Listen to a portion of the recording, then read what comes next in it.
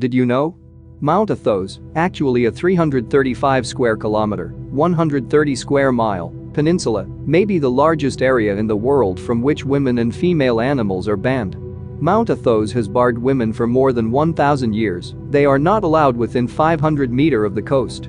According to Dr. Graham Speake, author of Mount Athos, Renewal in Paradise, a 10th century charter states that female animals are excluded, but says nothing about women, because everyone knew that women were not allowed in men's monasteries. This was the simplest way, he says, to ensure celibacy. The thing that makes Athos different from other monasteries, he says, is that the whole peninsula is regarded as one huge monastery. But there is also another reason for banning women, connected with Orthodox tradition. One of the traditions is that the Virgin Mary was blown off course when she was trying to sail to Cyprus and landed on Mount Athos. And she liked it so much that she prayed to her son that she should be given it as her own, and he agreed, says Speake. It's still called the Garden of the Mother of God, dedicated to her glory, and she alone represents her sex on Mount Athos. This applies to both humans and domestic animals, except for cats. There are a lot of cats around, and it's probably quite a good thing that there are, because they are good mousers.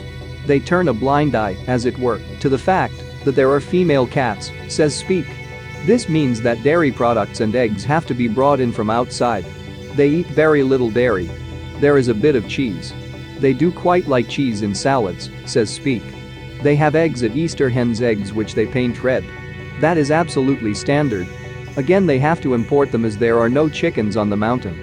An exception has to be made for wild animals, which would be near impossible to control.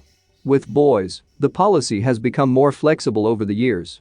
The rule is, and always has been, that men should be capable of growing a beard if they were going to go to Athos, and there was a prohibition against eunuchs and boys in the Byzantine period, says Speake. The fear was that a woman could pretend to be a boy or a eunuch to sneak in. What happens nowadays is that boys frequently come if they're accompanied by an adult, usually their father, and I've seen boys as young as 10. And the monks are very indulgent towards them. They actually like having boys around. So the answer is that yes, boys do come occasionally, but invariably when accompanied by an adult. Women have visited the peninsula, however, despite the ban. During the Greek Civil War, between 1946 and 1949, Mount Athos granted sanctuary to peasants' flocks, and women and girls were part of a raiding party that entered Athos in pursuit of the animals. And in 1953, the 3-day visit of a Greek woman, Maria Pimenidou, who dressed as a man, caused Greece to pass a law that prohibits women from entering Athos, with a maximum penalty of 12 months imprisonment for those who break it.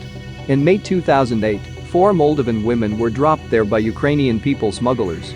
Police briefly detained them, but one officer said they were forgiven by the monks.